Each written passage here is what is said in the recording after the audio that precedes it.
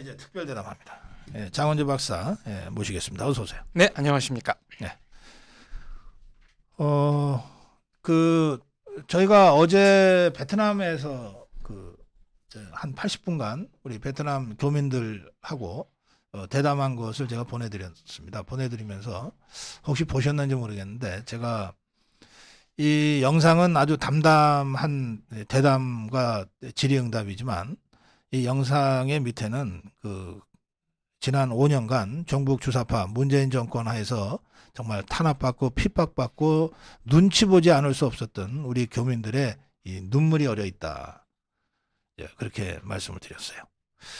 그 베트남이 사회주의 국가, 지금 공산당이 통치하는 국가죠. 그렇죠. 그래서 그런 건지 문재인 종북 주사파들이 아주 정말 혹독하고 가혹하게 이 교포 사회를 폭압적으로 관리를 해서 그런 건지 좀 여기저기 많이 다니시니까 장 박사님 어떻게 보셨습니까?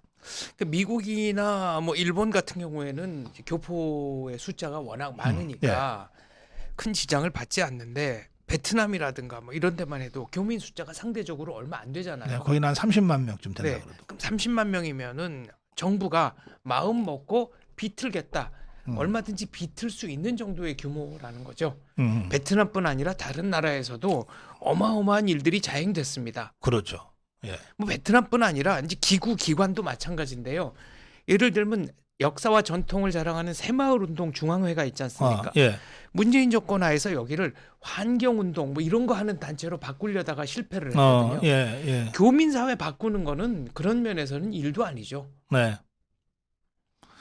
그래서 저도 이제 뭐 정권 바뀌었으니까 좀 나아졌겠지 하고 갔다가 정말 마음이 안 좋았어요. 정권은 바뀌었지만 이제 지난 정부 때 저희가 적화는 됐는데 통일이 안 된 거 아니냐라는 농반진반의 얘기도 예. 했었죠. 네. 그런데 정권이 바뀌었다고 해도 대통령, 장관 정도 바뀐 것이지 그 밑에 실제로 일을 집행하고 일을 돌아가게 만드는 이 실무진층은 여전히 이념적으로는 네. 조금 문제가 있지 않는가 하는 게 제 생각입니다. 예. 그래서 이제 지금 재외동포재단 재외동포청이죠. 재외동포청 신설 법안 통과가 됐기 때문에 6월경에 이제 출범을 할 건데 그걸 계기로 우리 전 세계에 흩어져 살고 계시는 우리 교포들, 특히 그중 또 자유파의 자유민주주의 철학과 사상을 갖고 계신 분들이 절대 다수거든요. 그렇죠. 예. 평통도 그렇고 이제 재외동포 쪽 외국에서 사시는 분들일수록 더 조국 대한민국을 생각하시니까. 그렇죠. 그런 분들이 지난 5년간 이 종북 주사파 정권 하에서 얼마나 고생했는지 또 얼마나 그 과정에서 정치적 이념적으로 오염됐는지 그 실태를 좀 잘 조사하고 정말 옥석을 잘 가려내고 이런 작업이 좀 전반적으로 진행돼야 되겠다. 그런 생각이 좀 들어요. 일본 같은 경우에는 노무현 정권 하에서 민단 해체 프로젝트가 가동되지 않았나 하는 의심이 있습니다. 예. 이게 다 정부 예산으로 하는 일이지 않습니까? 네네. 적어도 대한민국을 허무려는 운동에 동조했던 분들은 이런 데서 예. 직책 받으시면 안 됩니다. 예, 그래서 저희 진짜 이게 요즘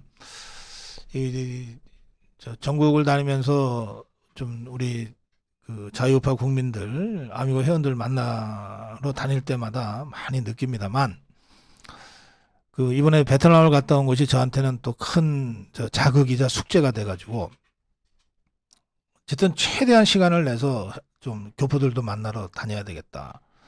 그래서 당장 6월 달에는 일본, 10월 달에는 미주 이런 식으로 지금 일정은 잡아놓고 있습니다만, 하여튼 1000만 교포 시대거든요. 그렇죠. 그리고 이분들이 다 참정권이 있어요. 참정권이 있어서 절대 무시할 수 없는 그런 분들입니다. 어쨌든 그건 저희들이 앞으로 계속 그렇게 해 나갈 생각이고요. 베트남은 가서 보니까 우리나라가 무역 수지에서 가장 이익을 많이 보는 나라더라고요. 네. 베트남이 말이죠. 예. 무역 수지뿐 아니라 삼성전자 한 회사가 예. 베트남 수출액의 9%를 담당하고 있죠. 삼성전자가 뭐 대단하던데요. 하나만 예, 해도. 예. 그 베트남 청년들이 제일 가고 싶어하는 기업이 삼성전자래요. 그렇죠. 네. 베트남 청년들에게는 한국이 일종의 꿈의 나라죠. 가고 싶은 나라. 예. 그걸 눈앞에서 보여주니까요. 그리고 또 제일 좋아하는 나라래요, 한국이. 그렇죠. 박항서 감독님도 큰 역할을 하셨죠. 그러니까 그 저희는 이제 그 베트남전에 참전도 했고 그래서 베트남 국민들이 뭔가 좀 한국에 대해서 좀 안 좋은 생각을 가지고 있을 수도 있다. 사실은 좀 조심스러웠는데 전혀 그렇지가 않더라고요. 예전에 오바마 대통령이 방한했을 때 네. 베트남 수상이 이제 기자회견을 한 적이 있습니다. 네. 그때 일본의 그 공산당 기관지 적기 기자가 음. 전쟁 끝난 지 몇 년이나 됐다고 당신들 이렇게 미국 대통령 불러다가 환대하고 뭐 군사 협정도 맺고 그러느냐 자존심도 없느냐 그랬더니 씩 웃으면서 우리는 현재와 미래를 도모하기에도 능력이 부족하고 시간이 없기 때문에 과거사에 연연해야 할 여력이 없다. 그거를 아주 당당하게 말하더라고요. 그러니까 사이공에 가면은 이제 월남전 기념관이 있죠. 네. 예전에는 한국군이 뭔가 이렇게 그 무기를 들고 활동하는 그런 그 디오라마 마네킹 같은 게 있었대요. 그런데 나중에 거기 다녀오신 분들이 그 마네킹은 아직 있는데 견장 같은 게 다 없어져가지고 어느 나라 군인인지는 모르게 그래. 했더라. 근데 제가 가보니까 아예 그것도 없고 없어졌어요. 예.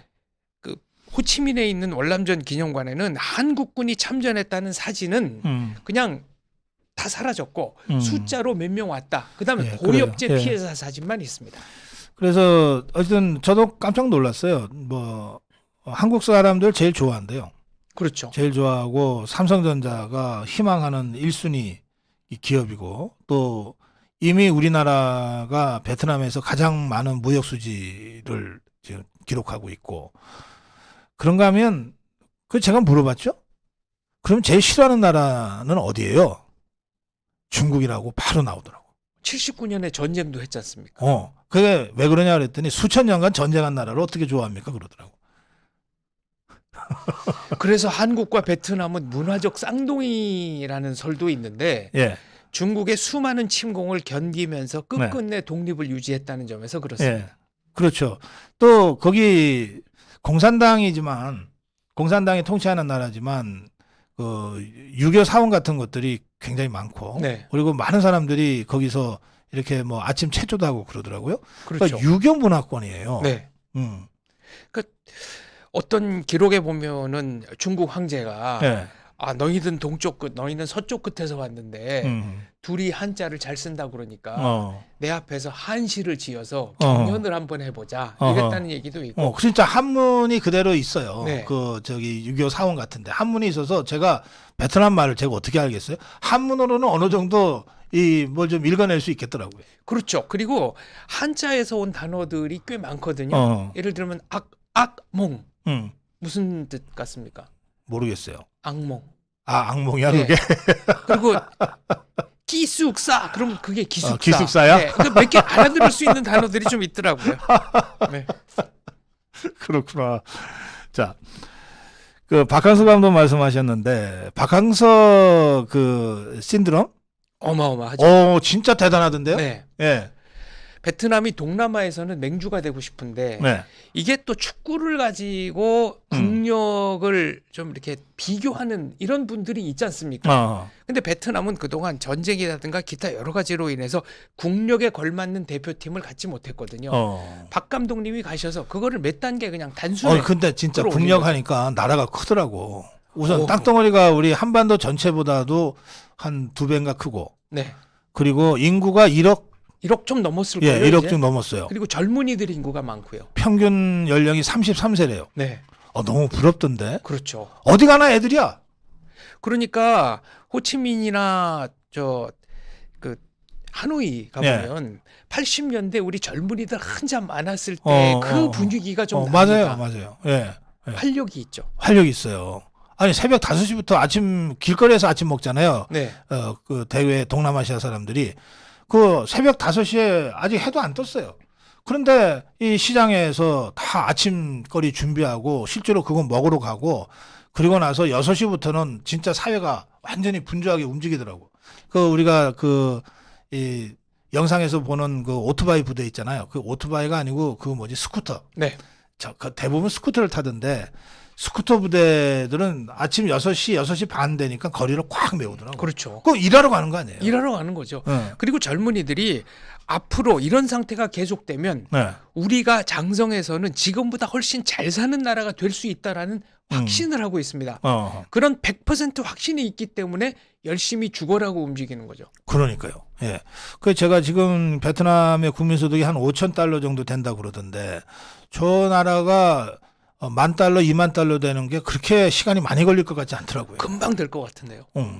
그리고 우리와 그런 아주 그 긴밀한 관계고 이미 우리가 대한민국이 베트남 경제에서 차지하는 그 비중과 위치는 되돌릴 수 없을 정도로 크더라고요. 그렇습니다. 그리고 국가 이미지도 굉장히 좋고 그래서 여러 가지로 이 베트남을 옛날에 우리가 왜 경제 얘기하면은 미국 얘기하고 일본 얘기하고 최근적으로 중국 얘기하는 정도잖아요. 그렇죠. 이거 일본과 중국보다도 베트남이 더 중요할 수 있다. 그런 생각이 들더라고요. 미래의 전략 거점으로 베트남과 한국은 훌륭한 파트너가 될 수 있다고 생각합니다. 서로 보완할 수 네. 있는 점이 많으니까요. 그래서 이제 급증했어요. 우리 교포들이 사실은 거기서 살기 위해서 생활하는 분들보다는 이제 여러 가지 사업 때문에 가서 몇 년씩 체류하는 분들이 많은데 이분들이 지난 문재인 5년 동안에 완전히 그 좌파 종북 주사파들이 막 휘어잡고 막 흔들어대는 바람에 아니 고성국 TV가 간담회 교포들과 간담회 한다고 그러는데 근처까지 왔다가 눈치 보여서 그냥 가야 되겠습니다 하는 분들이 많더래요. 예, 아니 이게 도대체 어떻게 된 거예요 도대체? 예? 이렇게 중요한 전략 거점에 30만 명의 우리 한국 교포들이 나가서 활동하고 계시는 거거든요. 다들 중요한 역할들 하시더라고요. 그렇죠. 그냥 그 허드렛 일 하는 분들이 없어요. 예? 근데 그 사람들이 지난 5년간 전국 주사파 세력 등살에 얼마나 고생했으면 저렇게 아직도 위축돼 있나 싶더라니까요. 그래서 저는 종북 주사파가 대한민국의 발전을 바라지 않는 것이 아닌가라는 예. 의심을 합니다. 네, 그래요. 자, 베트남 얘기는 저희가 또 그 영상, 그 80분 영상도 보내드렸고 또 제가 그 시장 구경하는 걸 좋아해서 네. 새벽에 그 전통시장 가고 이런 것들을 좀 촬영해 놓은 게 있거든요. 예, 그 영상 아직 안 나갔죠? 예, 올라가 있어요. 그걸 여러분들 꼭 한번 보시면 좋겠어요. 제가 말씀드리는 이 베트남이 얼마나 그 역동적인지를 그 영상을 통해서 한번 확인하시면 좋을 것 같아요. 자, 우리 자운재 박사는 그동안 탈북민들과 북한 인권을 주제로 해서 유튜브 쭉 해 오셨는데. 네, 베나TV 2014년부터 해왔습니다. 요즘은 왜 안 하세요? 하고 있습니다. 하고 계속 있어요? 하고 있습니다. 예, 근데 왜 뜸해요, 활동이? 제 딸이 예. 장보경 PD가 맡아서 하고 있고 예. 제가 새로 채널을 2주 전에 하나 개설을 했는데 준비 작업에 이제 시간을 투자하느라고 네. 그럼 거기 재벌 유튜브야? 그 가족 경영? 이거는 하겠다는 사람이 아무도 없어가지고 네. 따님이 덤태기 쓴 거예요? 덤태기 쓴 것도 있고요. 뭐 보기에 따라서는 북한은 3대 세습 했으니까 뭐 예. 저는 이제 2대 세습이니까 뭐 그래요. 베나TV는 우리 그 따님이 계속 잘 하실 거고. 네. 그리고 저도 뭐 관여하면서 계속 해야죠. 북한이 무너질 때까지는 최소한 열심히 할 겁니다. 예. 대신에 우리 자운재 박사는 새로운 유튜브를 이제 시작하셨어요. 네. 생생현대사요? 네. 저 댓글 좀 띄워주세요. 생생현대사. 생생현대사. 이 뭐예요? 역사를 잊은 민족에게는 미래가 없다라고 하지 않습니까? 네. 그러면 역사를 왜곡하는 민족에게는 어떤 미래가 있을까요? 지옥과 같은 미래가 있는 거지. 저는 역사 왜곡의 실상을 네. 너무나 많이 접했기 때문에 네. 더 이상 이제 두고 봐서는 안 되겠다. 제 외국인 지인 한 분이 30년 전에 전 세계에서 일본 사람 우습게 하는 사람은 한국 사람밖에 없었는데 예. 지금은 전 세계에서 한국 우습게 하는 사람은 한국 사람밖에 없는 것 같다. 예. 우리의 지난 역사를 다 부정하고 독재자였고 뭐 온갖 비리로 얼룩졌고 이런 것만 학교에서 가르치다 보니까 젊은이들이 한국에 대해서 헬조선이라든가 이게 굉장히 부정적인 인식을 갖고 있잖아요. 예. 이런 것들을 좀 타파해야 되겠다. 그래서 지난 30년 동안, 전후 70년이죠. 네. 전후 70년 동안 대한민국이 이룬 성취는 전 세계적으로 유례가 없는 것이기 때문에 우리가 어떻게 지금 이 자리까지 왔는가 사실만 전달해도 네. 역사를 바로잡을 수 있을 것이다라고 생각해서 시작을 했습니다. 근데 이제 그 역사 그러면 좀 고리타분하다고 하는 선입견이 있어가지고 네. 이 저 생생현대사 해도 별로 그 구독자도 많이 안 늘고 조회수도 별로 안 나오면 어떡해요? 지금 구독자 수가 2주 됐는데 206명. 네, 매우 미미하죠. 잠깐만요. 그래서 저기 여러분 장원재 박사 유튜브가 구독자가 206명이래요. 지금 바로 들어가셔서 생생현대사? 네, 생생현대사. 생생현대사 장원재 치면 네. 되죠? 지금 구독 좀 해주고 오세요. 한 1000명은 만들어 놓고 우리 대담합시다.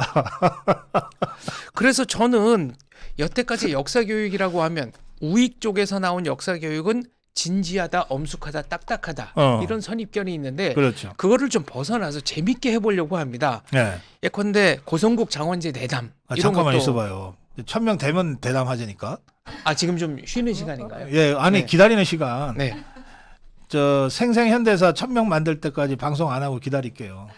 이게 뭐야? 장원재 박사 유튜브가 2주나 됐다는데 200명이 감사합니다. 뭐야?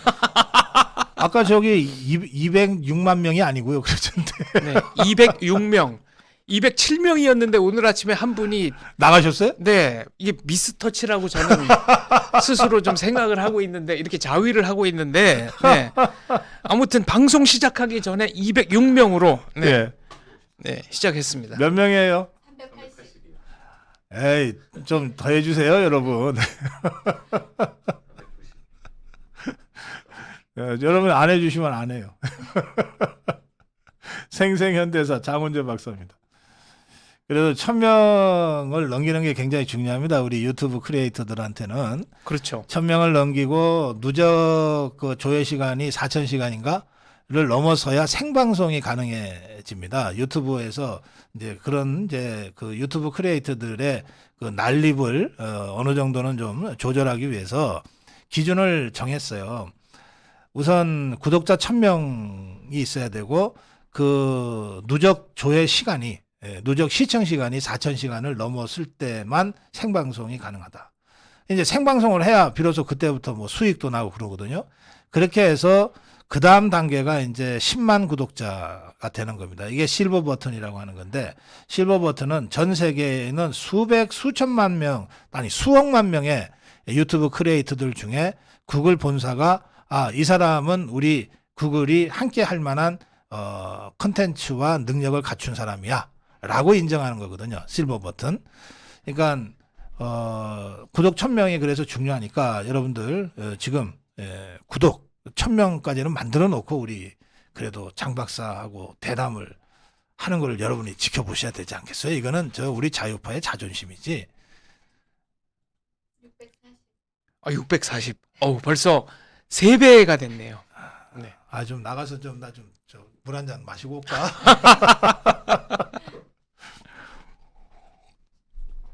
네. 앞으로 근데 그런 고리타분하고 재미없을 것 같은 그 선입견을 어떻게 넘어서실 거라고요? 여러 가지 이제 콘텐츠를 생각하고 있는데요. 예. 대표적인 게 외국인들이 바라보는 대한민국, 외국인들이 바라보는 박정희 대통령, 아하. 외국인들이 바라보는 새마을 운동입니다. 외부의 시각으로 우리 현대사를 다시 한번 들여다보게. 보통 그거 좋은 시각이에요. 보통 이제 우리 한국 원로 어르신분들이 얘기하는 경우에 네. 젊은 층들은 또 그 얘기를 하시는구나. 어디서 듣던 얘기구나. 이렇게 그렇지. 생각할 수 있는데 예. 일단 외국인이 얘기하면 음. 소위 말하는 이 국뽕이 차오르거든요. 대한민국이 이렇게 자랑스러운 나라여서 저 시각에서 보면 저렇게 볼 수도 있구나. 지난번에 우리 이뇨한 박사가 나와서 네. 그 사람은 한국 사람이에요. 이뇨한 그런데- 박사님은 전라도 순천이구나 하신 한국 그렇죠. 분이죠. 그렇지만 이제 이 미국인의 외형을 갖고 있잖아요. 네. 그러니까 그 이뇨한 박사가 얘기해도 같은 얘기인데 네. 새롭게 느껴진다는 분들이 많으시더라고. 그러니까 이뇨한 박사님이 공사석에서 예. 재밌게 하시는 말씀이 있는데 우리 전라도 사람들은 꼭 하지 말한 것을 해. 그래서 문제야. 이 얘기를 한국 사람이 했다 그러면은 조금 뭐 논쟁적인 그건 뭐 지역 차별이다. 비하다 뭐 이런 그렇지. 얘기가 나올 수 있는데 인유한 박사님이 하시니까 다들 와 웃고 아주 즐겁게 넘어가더라고요. 그래서 저는 이제 새마을 운동 지도자, 어허. 우간다에서 온, 잠비아에서 온, 뭐 동티모르에서 온 이런 분들 만나서 인터뷰하고 또 일본에 있는 박정희 대통령 신봉자 중에는 자기 아버지가 박 대통령이랑 뭐 일본 육사 동기여서 개인적인 그래요. 교분은 없지만 예전부터 존경하고 있었다 이런 분도 있고 또 베트남의 그 톤남 박사님이라는 분이 계신데 이분은 사이공 함락일에 미국 대사관에서 헬리콥터를 타고 탈출을 하셨던 분이래요. 지금은 이제 베트남으로 돌아오셨는데 박정희 대통령을 가진 것이야말로 한국 사람들의 행운이다. 이런 외국인들이 무수히 많습니다. 예. 그런데 왜 우리는 외국에 전 세계가 우러르는 이 자랑스러운 대한민국의 역사를 우리 스스로는 부정하고 깎아내리고 잡아먹지 못해서 안달인지 그래요. 예. 참 안타깝습니다. 뭐 생생 현대사니까 저도 제 뭐 논문은 뭐 내용은 별 볼일 없지만 하여튼 전공은 한국 현대 정치사예요. 네. 저 좀 가끔 좀 써주시면 안 될까요? 제가 부탁을 드려서 지금 고성국 선배님이랑 그 1차 대담을 해가지고 7부까지 편집을 해놨습니다. 방송은 그래요? 지금 2부까지 올라가 있나요? 그런데 예. 놀랍게도 예. 이게 정말 예상하지 못했던 일인데 네. 고성국 장원재 대담의 조회수가 상당히 낮습니다. 아 그래요? 다른 콘텐츠에 비해서도 상당히 낮아서 이거는 이 아니, 지금- 고성국 아미고 분들의 명예와도 관련된 문제라 제가 이 말씀을 드려야 될지 말아야 될지를 아니 그 영상 상당히 올렸는지 안 고민했는데요. 올렸는지 말씀도 안 하시고 그러니까 누가 알아야 보지. 그래서 206명이라 제가 어디다 대고 이거 뭐 나름대로 개인적으로 뿌리기는 뿌리지만 네. 알겠어요. 여러분 한 2주쯤 전인 것 같아요. 이 생생현대사를 하기 전에 장원재 박사가 와서 저하고 그냥 형님 얘기 좀 합시다 해갖고서 한 1시간 동안 얘기를 했어요. 그걸 녹화를 해서 가서 아마 편집을 한 것 같은데 그게 지금 생생현대사의 그 고성국 장원재 대담, 현대사에 대한 대담으로 편집이 돼서 7부작으로 편집이 돼 있답니다. 그 중에 1부, 2부를 올려놨는데 보는 사람이 없다는 거예요. 야, 이런 무슨. 그러니까 여기 무게그룹님. 이런 그걸 알아야 보든지 말든지 하지 참. 그러니까 이게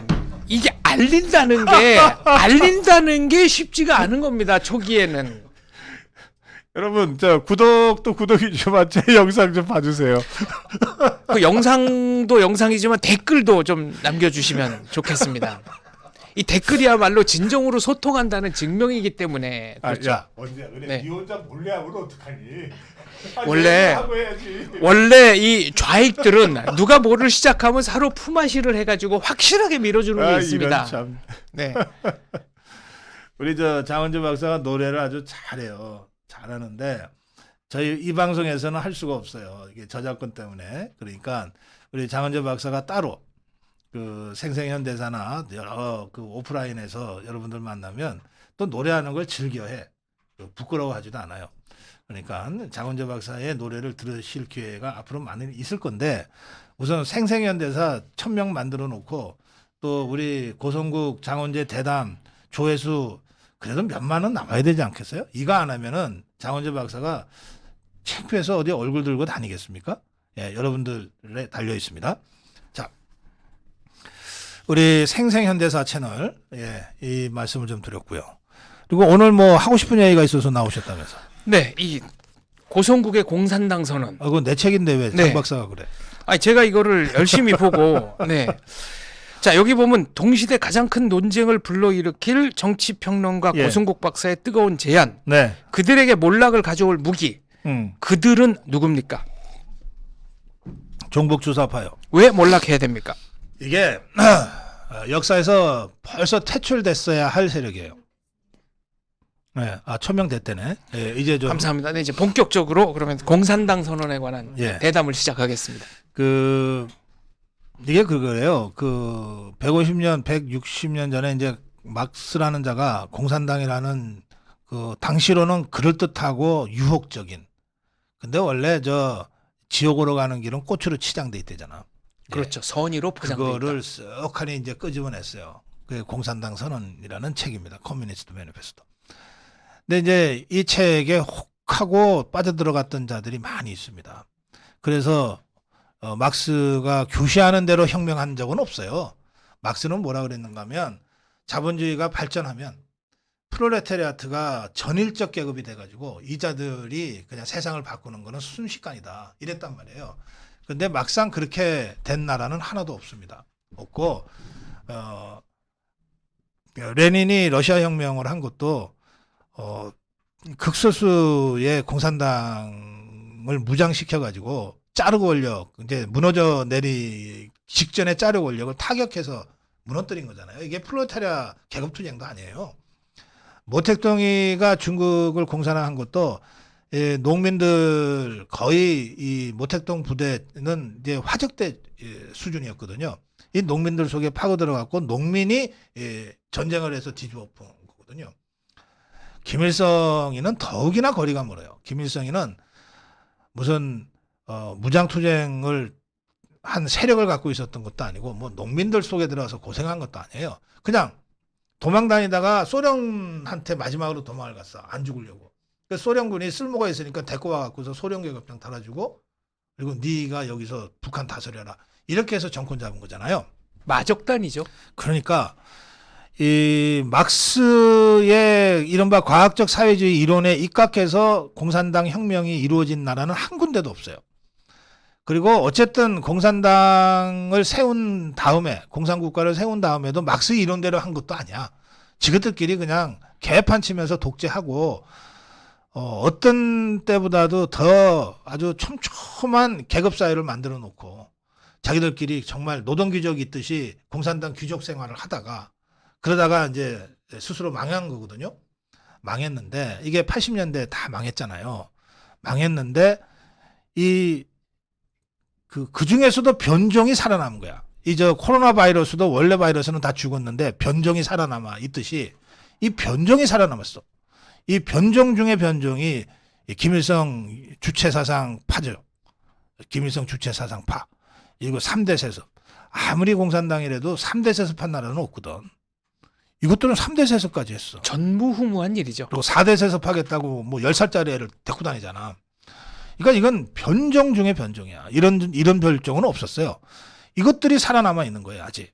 그래서 이것들과 지금 마지막 이념 전쟁을 하고 있다. 우리 대한민국의 자유우파가 저 김정은 3대 세습 세력 그리고 저 김정은의 지시를 받고 움직이는 이 남한의 이 종북 주사파들을 척결하고 북한을 무너뜨려서 이 자유민주적 질서로 한반도를 통일하면 전 세계에 공산주의는 진짜 사라지는 거죠. 예, 그렇죠. 중국은 그 과정에서 무너지거나 그 전에 무너질 거라고 봅니다.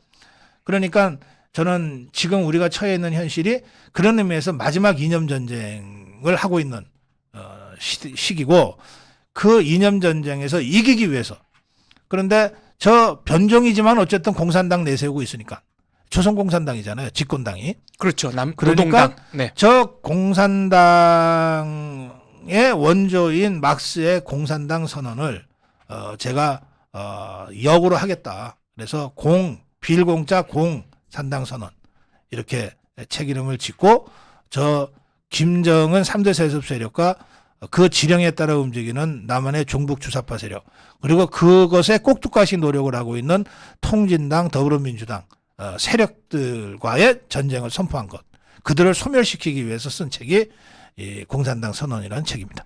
그런데 문제는 북한과 한국의 국력 차는 어떻게 비교해도 80배 이상 벌어져 있지만 네.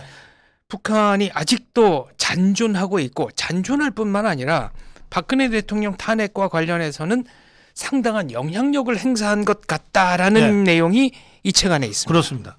야, 저것들이 다른 건 못해도 선전선동은 우리보다 나은 것 같아요. 세계적 전문가죠. 예, 선전선동은 나은 것 같아. 그리고 김정일이가 김일성한테서 후계자로 인정받게 된 것도 김정일이의 선전선동 능력 때문에 그래요. 선전부에 있었잖아. 그리고 김여정이도 지금 선전선전으로 맡고 있잖아. 그러니까 이 워낙 그 원래 그래요. 이 공산당 세력은 그 어느 사회에서든 간에 소수파에서 시작해서 이제 정권을 전복하고 정권을 잡잖아요. 그러니까 소수파가 다수의 대중을 움직여야 되니까 다수의 대중을 선전선동하는 것이 거의 생존적 문제였어요. 그래서 렌이 일찌감치 이런 얘기를 합니다. 그 이스크라 불꽃이라는 신문을 발행하거든요. 그런데 이 신문을 뭐라고 그랬는가 하면 이스크라가 곧 조직이다 그랬어요. 그러니까 신문 배포망이 자기네 조직인 거지. 그러니까 선전선동의 그 신경줄이 곧 조직이다. 이렇게까지 선전선동을 중시했거든요. 그러니까 사실이 뉴스가 아니고 자기들이 전하고 싶은 게 뉴스다. 예, 그럼요. 예, 자기들이 세상을 해석하는 거니까. 이 자들은 객관적 팩트는 중요하지 않아요. 자기들이 세상을 해석하고 그리고 세상을 변화시키겠다는 게 이 공산당들의 기본적인 철학 출발점이거든. 그러니까 자기들이 보는 대로 해석하고 자기들이 생각하는 대로 세상을 바꿔가겠다는 거예요. 객관적 팩트는 별로 중요하지 않아요. 그래서 이 자들에게는 선전선동 기술이 150년 동안 축적돼 있는 거예요. 어마어마한 노하우예요. 예. 그래서 이제 영화도 보면 이 리얼리즘 영화의 출발점 하는 게 전함 포텐킨 맨날 네. 나오잖아요. 영화 교과서에. 이 포텐킨이라는 게 러시아가 그 공산당 혁명을 할 때 전함이 반란을 일으키거든. 수병들의 반란이 아, 있었죠. 그렇지. 그게 포텐킨이라는 전함에서의 공산당 반란이거든. 이거를 아주 드라마틱한 이 기법과 새로운 몽타주 기법까지 막 만들어서 영화를 최초로 만들어냈어. 그러면서 이게 사회주의적 리얼리즘의 아주 모델이 되는 영화에 막 이렇게 선전하잖아요. 이 뭣도 모르는 이 영화 지망생들은 처음에 전함 포텐킨을 보고 완전히 빠져든다고. 야, 영화가 이런 기법이 가능하구나. 이게 100년 전에 나왔단 말이야? 막 감탄을 하지. 그러니까 그런 식으로 이 선전선동과 여론 조작은 공산당의 거의 목숨줄이에요. 그러니까 잘하는 거예요, 우리보다. 그러니까 그 선전선동술을 가지고 박근혜 대통령을 완전히 인간 말종으로 만들어버리고 그리고 있지도 않은 세월호 7시간에 온갖 괴담을 만들어내고 그게 더 나가면은 광우병 괴담이나 사드 전자파 괴담이나 다 연결되는 거고 지금 후쿠시마 오염 처리수 문제와 관련해서는 괴물고기 출현 괴담 이렇게 나오는 거예요. 뭐 사드 전자파, 광우병 괴담 시위를 주동하던 쪽에서 주장하던 내용들은 하나같이 사실이 아닌 걸로 다 판명이 났습니다. 네. 근데 아직까지 거기에 대해서 사과하거나 반성했다는 사람 제가 못 봤습니다. 아무도 안 하죠. 하면 거짓말인 걸 인정하잖아요.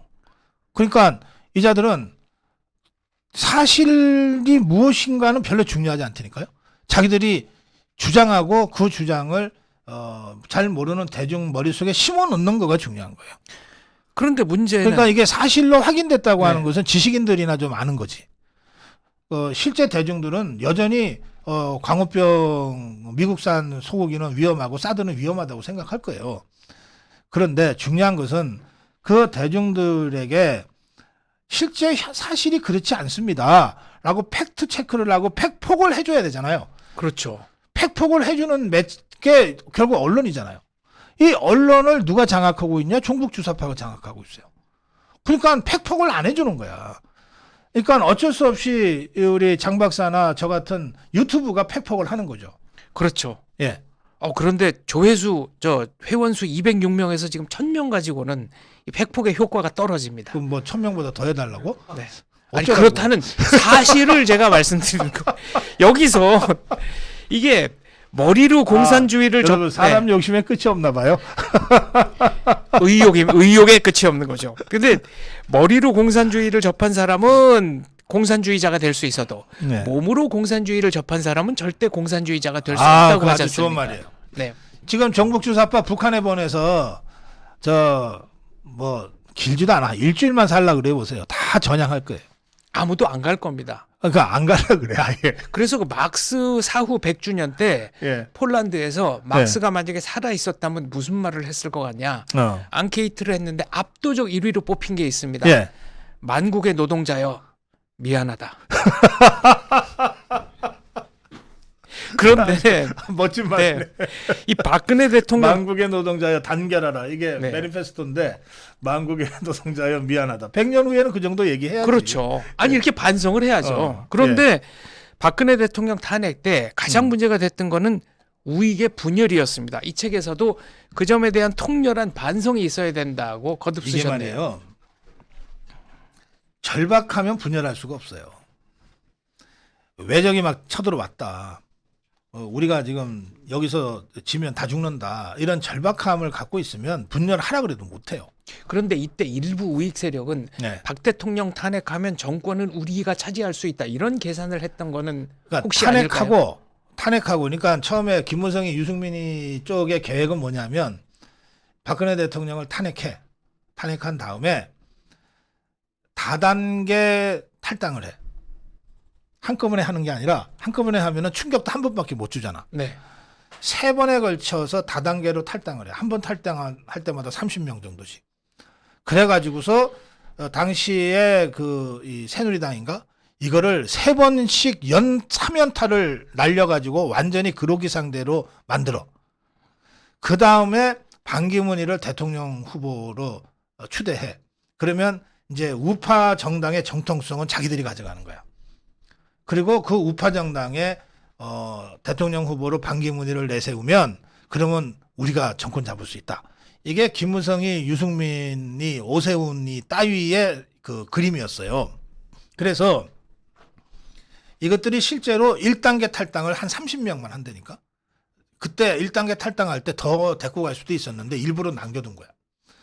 1단계 탈당을 하고 그리고 2단계 탈당이 다 명단까지 준비가 됐어요. 근데 이게 그때 2단계 탈당은 충청권 의원들이 다수였어요. 충청 남도에는 정진서이가 주도하고 충청 북도에는 박덕흠이가 주도했는데 왜 충청권이 두 번째로 나서려고 그랬냐? 반기문이의 대통령 후보 추대와 딱 연결되는 거야. 이 충청권의 반기문, 충청 대망론. 그래서 그 새누리당의 충청권 의원들이 집단적으로 나가서 반기문과 손잡았다. 그런 게 2단계 탈당이에요. 3단계 탈당은 이제 대세는 이쪽으로 갔다. 바른정당인지 김무성 유승민 쪽으로 갔다. 하고 나머지 이삭죽기 하듯이 쫙 해서 TK 의원들까지 최대한 끌고 모아서 마지막으로 피니시 블루를 날린다. 이런 구도였어요. 그런데 이게 좌절됐어요. 두 가지 이유로 좌절됐어요. 하나는 이것들이 예상보다도 너무 일찍 반기문이가 포기해버린 거야. 그렇죠. 불출마 선언을 불출마 했죠. 두 번째는 1차 탈당이 결행되기 그 즈음에 새누리당도 정말 하늘이 도우사 비대위를 구성을 해서 임명진 비대위원장을 띄운 거예요. 임명진 비대위원장이 싸움 하나는 기가 막히게 잘하는 사람이거든. 예? 평생을 그렇게 평생을. 사셨으니까. 그러니까 임명진 비대위원장이 딱 보니까 이게 1차 탈당은 이미 딱 결행이 됐고 2차 탈당을 막지 않으면 진짜 당이 무너질 것 같다고 생각한 거야. 근데 2차 탈당을 보니까 다 충청권 의원들이야. 이 충청권 의원들이 탈당을 결의하기 위해서 모임을 가졌어. 그래서 임명진 위원장이 그 자리에 간 거 아니에요. 나도 충청권이요 하면서 간 거 아니에요. 네. 그래가지고 하나하나 각계격파. 당진 분이신가? 네, 그렇죠? 충남 당진. 네. 하나하나 각계격파를 한 거예요. 그러면서 너네 탈당하면 내가 딴 건 몰라도 탈당하면 너는 내가 확실하게 잡는다. 한 번만 뺀다. 그렇죠. 이걸 보여준 거예요. 어떻게 보여줬냐? 김무성이 유승민이 때 같이 탈당했던 것들 중에는 다선 의원들이 많아. 정병국이라고 있었어. 가양평에. 네, 경기도 가평. 정병국 네. 있었어. 그 당대표까지 했잖아. 바른정당. 문체부 오선 장관도 네. 했었죠. 그건 이제 MB 김영삼 MB 때인가 그래. 자, 이 정병국이 탈당을 하니까 그 자리에 양평군수 진행 김성교 의원을 딱 당협위원장으로 발표를 해. 김성교 엄청 세거든. 군수 지낸 사람인데 평도 좋아. 그래서 결국은 어떻게 됐냐? 그 다음에 총선이 있었는데 정병국이가 불출마하잖아. 김성교한테 너무 밀려가지고. 그 김성교 지금 국회의원 하고 있어요. 그 지역에서. 그런 정도로 확실하게 표적 공천하듯이 진짜 한 거예요. 그러니까 이미 나간 자들은 어찌지 못하고 더 나가려고 했던 자들은 주춤한 거지. 가만히 있어봐. 이게 내가 나갔는데 저런 식으로 하면은 내가 죽는데. 그런데다가 반기문이까지 주저앉았잖아요. 그래서 2차 탈당이 없었던 거예요. 무산된 거야. 그러니까 당이 무너질 뻔하다가 기사회생한 거지. 그렇게 되니까 애초에 김무성이 유승민이가 그렸던 그림이 다 안 된 거 아니에요. 그러니까 이것들이 버틸 힘이 없으니까 다시 좀 들어가면 안 되냐? 이걸 홍준표한테 딜을 한 거야. 그러니까 홍준표는 그때 대통령 후보로서 국회의원 한 명이라도 더 들어오면 지 선거에 도움이 된다 싶었는지 뒷문을 쓱 열어줘. 그 뒷문을 열어주니까 김무성이하고 쫙 해서 들어오는 거예요. 다시 한마디 사과도 하지 않고 해명도 하지 않고. 대개 탈당하면은 1년 이상은 복당 못해요. 그리고 복당하려고 그렇죠. 해도 심사를 하거든. 이 절차를 하나도 거치지 않고 홍준표가 문을 열어줬어. 왜? 대통령 후보는 모든 당권에 우선하거든. 대통령 후보니까 이렇게 해. 그러면은 아무 사람 누구도 시비를 못 거는 거야. 당원 당규상 그렇게 돼 있어요. 그래서 홍준표 때문에 이것들이 기사회생해서 지금도 탈당파들이 안에 들어와 갖고 설치는 거예요. 자, 하여튼 상황은 그랬어요. 상황은 그렇고. 그러니까 이게 뭐냐 하면 저쪽은 분열하면 죽는다. 진짜 그렇잖아요. 좌파들은 분열하면 죽어요, 지금. 똘똘 뭉쳐도 힘든데. 근데 이제 우리는 말씀하신 대로 박근혜 대통령을 죽여도 자기들이 정권 잡을 수 있다고 생각을 하니까 배신하고 집단적으로 배신하고 분열한 거예요. 이것들의 계산이 완전히 잘못됐던 것이죠. 그래서 만약에 우리 자유파가 이게 권력투쟁이 아니고 종북주사파 김정은 세력과의 체제 경쟁이고 체제 전쟁이라고 생각을 했어도 과연 그렇게 했겠느냐. 감히 그렇게 못했을 거다. 감히 그렇게. 그러니까 체제 전쟁이라고 하는 인식이 철저하지 못했다. 따라서 체제 전쟁에서 나오는 그 긴장, 그 처절함 이런 것들이 없었다. 그러니까 이것들이 집단적 배신까지 함으로써 권력을 종북주사파한테 그냥 갖다 바쳤다. 이렇게 저는 해석을 합니다. 홍보 전략적인 차원에서 보자면 우익이 배출한 대통령이 탄핵당한 것은 상징성의 엄청난 훼손입니다. 금이 간 거거든요. 네. 그리고 지금 말씀하신 것처럼 우리나라 우익 정치인들은 매우 치열한 투쟁 정신을 발휘하는데 그게 꼭 내부 총질로 나타납니다. 외부의 적을 향해서는 그렇게 치열하게 싸우지 않고 외부의 적들을 향해서는 화합해야 된다. 뭐 아니 그런 자도 있고 안 그런 자도 있어요. 안 그런 자도 있는데. 아니 그럼 이순신 장군이 언제 내부랑 싸웠나? 저는 지금의 우익 아니 그러니까 지금의 우리 자유파도 네. 안 그런 분들이 많아요. 안 그런 분들이 있죠. 예. 네. 있잖아요. 저 류근일 선생이나 고영주 대표나 또는 정광훈 대표나 뭐 이런 분들이 어쨌든 저 외부와 싸우느라고 내부는 별로 신경도 못 써요. 그분들은 원외시라서 이게 또 비극 아니겠습니까? 허허 이런 참네. 그러니까 이 국민의힘을 싹 바꿔야지. 그래서 다음 총선이 중요하다고 이 책에서 강조하셨는데 지난 2번 총선은 이길 수 있는 총선을 이른바 말아먹은 거다. 네. 왜 그랬습니까? 공천 잘못해서요. 어떻게 바꿔야 됩니까? 누가 왜 어떤 걸 잘못한 건가요? 그러니까 이것도 얘기하자면 이제 길지만. 네, 그러니까 짧게 얘기하면 이기는 공천을 하면 돼요. 이기려면 253개 지역구가 다 사정이 다르기 때문에 사정에 맞게 이길 수 있는 사람을 공천해야죠. 어떤 때는 중진 의원을 공천해야 되고 어떤 때는 그 지역의 현역 의원을 공천해야 되고 어떤 때는 정말 20대 새파란 젊은 청년을 공천해야만 이길 수 있는 데도 있단 말이에요. 이게 250개 지역구가 다 달라. 그럼 거기에 맞게 맞춤형으로 이길 수 있는 사람을 공천하면 돼요. 그걸 하려면 지도부가 전략적 유연성과 전략적 선택을 할 수 있는 정권을 가져야죠. 지도부가. 그 정권을 되게 공관위원회가 이제 행사를 해야 되겠죠. 네, 그걸 하기 위해서는 우선 사람들이 그래 우리 자유파의 총선 승리를 위해서는 비록 나한테는 좀 손해가 되더라도 이번에는 받아들여야 돼 라고 할 정도로 권위가 서야 돼.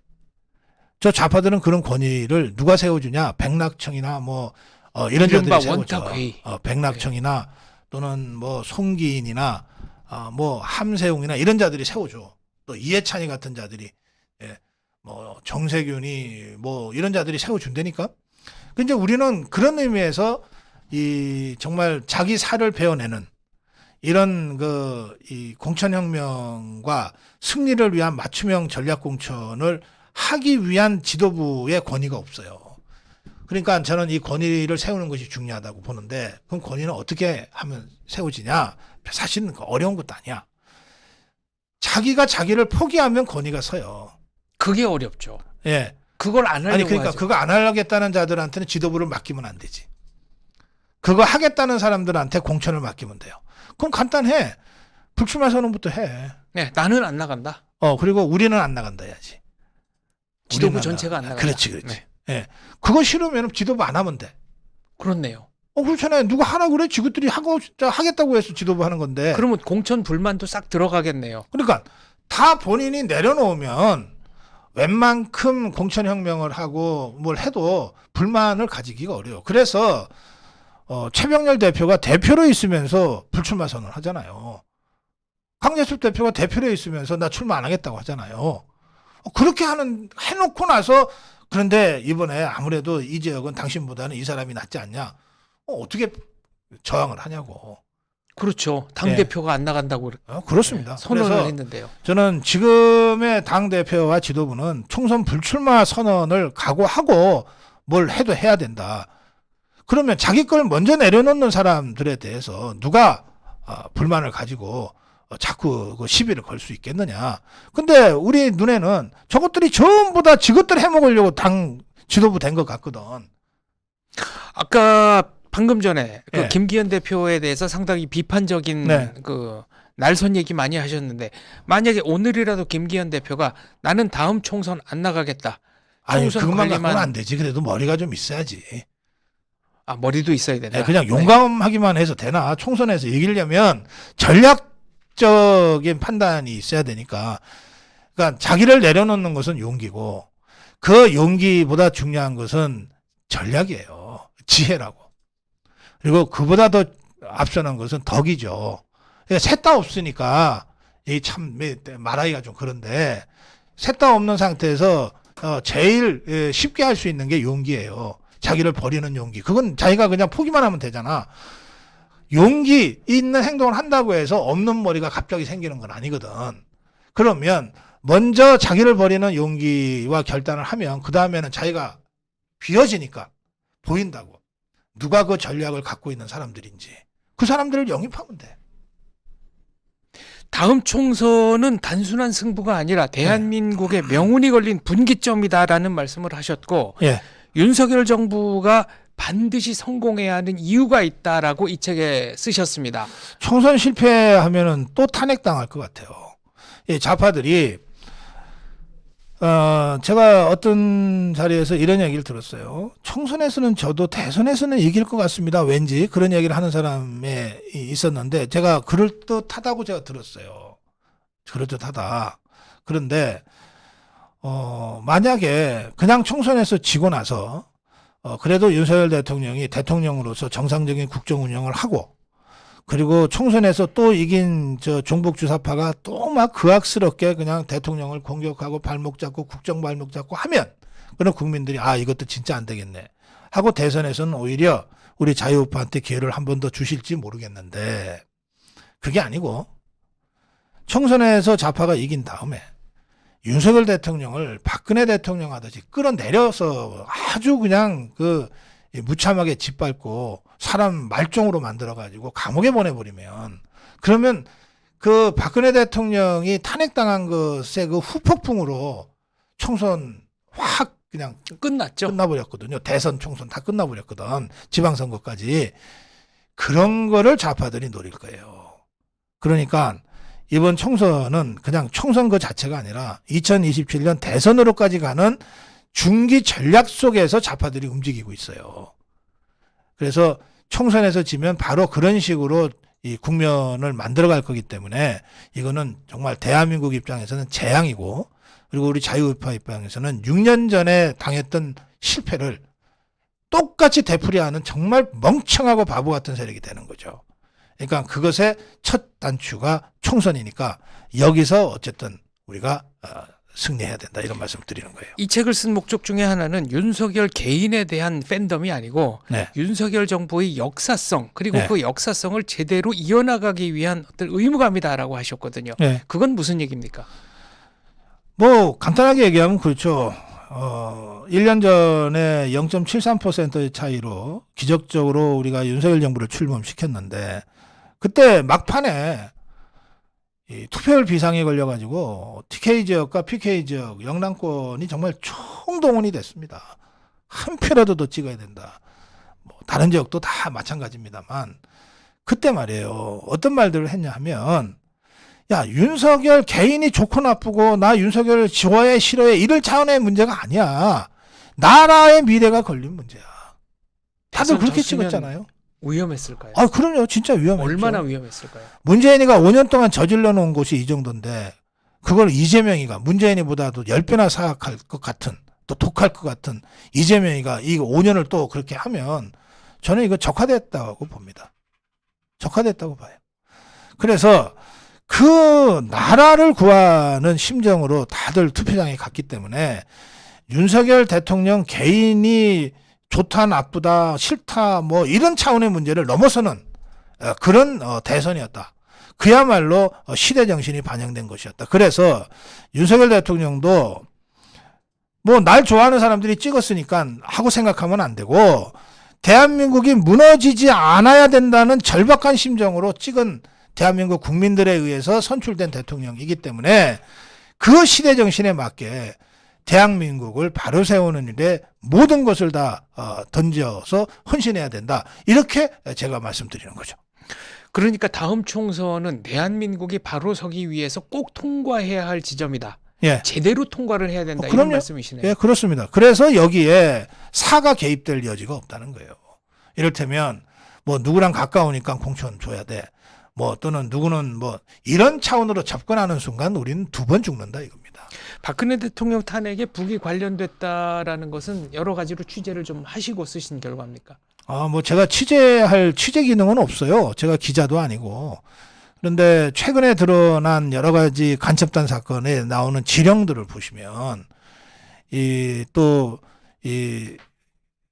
저보다도 잘 아실 텐데 조선 그 노동당이 지금도 그 강령으로 당 규약에 나와 있죠. 예, 대한민국의 적화, 남한을 적화해서 인민민주주의 체제로 통일한다는 거를 딱 제시하고 아주 있잖아요. 못 박아 놓고 있습니다. 그러면 저쪽은 김일성의 그 유훈도 다 지금까지 지키는 판에 교시 하나하나도 손대지 않는 판에 조선노동당의 그 규약에 그렇게 딱 나와 있으면 저거 안 지키면 사형이지. 그렇잖아요. 그렇죠. 그런데 김일성이가 죽기 전에 2가지를 후회했다는 거 아니에요? 남한에서 정치적 소요 사태가 벌어졌을 때 밀고 내려갔어야 되는데 그거 후회했다는 거거든요. 4.19 때 왜 밀고 내려가지 못했을까? 그러면 지금 이 김일성이는 또 김정일이는 하여튼 기회만 오면은 대한민국 남한 대통령을 제거하겠다고 문생항이도 보내고 뭐 1.21 그 사태 때 게릴라들도 보내고 미얀마 그 네. 폭탄 테러단도 아웅산 보내고 폭탄 테러. 이거 했잖아요. 기회만 있으면 지금 윤석열 대통령도 제거하려고 하겠죠. 기회만 있으면 박근혜 대통령도 제거하려고 했을 거고 그런 일련의 흐름들 속에서 박근혜 대통령 탄핵에 대한 이 종북 주사파들의 이 적극적인 선전선동이 구사됐다. 저는 그렇게 봅니다. 네. 그래서 뭐 여러 가지 단편적인 정황들도 있어요. 뭐 그렇지만 제가 증거를 갖고 말씀드리는 건 아니고 이런 상황에서 대남 정찰 총국 또는 통일전선부 북한에 이것들이 아무 일도 안 했다면 아마 사형당했을 것이다. 그랬다면 공산당이 아닐 것이다. 예, 이미 다 숙청당했을 것이다. 북한은 폭력으로 대한민국 정부를 뒤집어 엎겠다는 원칙을 한 번도 포기한 적이 없습니다. 그런데 언제까지 하시려고요? 여기 써 있는 거 다 하시려고? 이거 몇 분까지 하면 이제 되나요? 그만 끝내야 돼요. 시간이 마무리, 네. 예, 11시 15분이 지나가지고요. 네. 이제 점심도 드셔야 되고. 아니 우리 시청자들이 힘들어하세요. 알겠습니다. 예. 마무리 질문입니다. 예. 그러면 대한민국을 살리기 위해서 대한민국 국민들 그리고 네. 고성국 TV의 시청자들은 어떤 실천을 구체적으로 하면 되겠습니까? 우선 저 책 사 보시면 돼요. 네. 뭔지를 알아야지. 우리가 상대하는 저 김정은 집단과 종북 주사파가 어떤 생각을 하고 어떤 전략과 전술로 움직이는지를 알아야 싸울 거 아니에요. 그냥 싸우자 하고 어디 가서 싸울 건데요. 그냥 광화문 나가면 그 종북 주사파가 기다리고 있다가 한 대 맞습니까?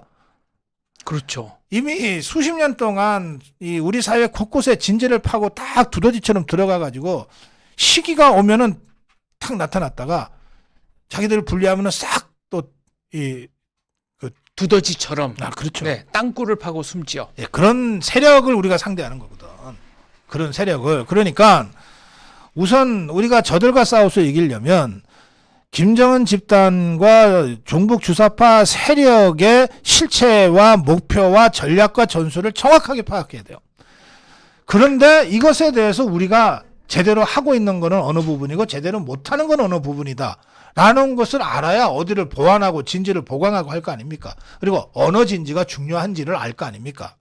그래서 제가 농담처럼 말씀드리지만 저런 식으로 우리 자유파 국민들한테 저 적들의 실체를 쫙 보여주고 전략 전술을 쫙 보여주고 우리는 지금 그런데 어디가 취약하고 어디가 약하다 어디가 보강돼야 된다 라고 하는 식으로 정치투쟁의 방법을 제대로 설명해 주거나 가르쳐 준 사람들이 없었단 말이에요. 당이 그런 걸 해야 되는데 당이 어떻게 그런 거 할 능력이나 됩니까? 정신이나 있습니까? 그래서 제가 저 책을 쓴 거고 그래서 농담이지만 농담이 아닙니다. 이게 저는 어떻게 저런 책을 내가 써야 되나 싶을 정도로 좀 그런데요. 예, 저거를 보시고 정확하게 현실 인식을 하는 데에서부터 총선 대선으로 가는 우리 자유파의 투쟁이 시작돼야 된다 그렇게 생각합니다. 적을 알아야 제대로 싸울 수 있습니다. 제대로 싸워야 이길 수 있습니다. 어떻게 하면 승리할 수 있느냐 그 방법 구체적인 지도가 이 책 고성국의 공산당 선언에 들어 있습니다. 저는 밤새워 읽었습니다. 여러분께도 일독을 권합니다. 감사합니다. 예, 우리 장원재 박사가 시간 가는 줄 모르고 진행을 하는 바람에 제가 처음에 11시 전에는 끝내야 된다고 생각했는데 지금 11시 20분이 가까이 되어 옵니다. 함께해 주신 여러분께 다시 한번 감사 말씀드리고 장원재 박사와 함께 인사드립니다. 고맙습니다. 감사합니다.